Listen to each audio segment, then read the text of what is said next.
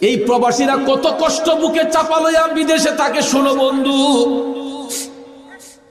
এমন কিছু সময় আসে রে, বাংলাদেশ থেকে যখন টেলিফোনটা বিদেশে যায়, কিরে অমুক অমুক রে, তুই এখন কোথায়? কাজে নাকি রুমে? পাই আমি কাজে।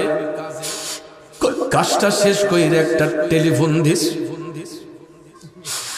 আবেগপ্রুত কণ্ঠে যখন মোবাইলটা যায়, তখন দেখবেন শত কাজ বাদ দিয়া কই, কি হয়েছে? দেশের খবর কি? আব্বার খবর কি? আম্মার খবর কি?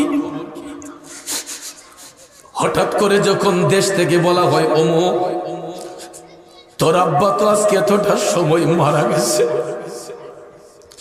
তোর আম্মা আজকে এতটার সময় মারা গেছে, একটা চিৎকার মারে ওই বিদেশি ছেলেটা, বলো কি? সঙ্গে সঙ্গে ভিডিও কল দে, আব্বার একটু দেখাও, আম্মারে দেখাও। পাখির মতো ছোট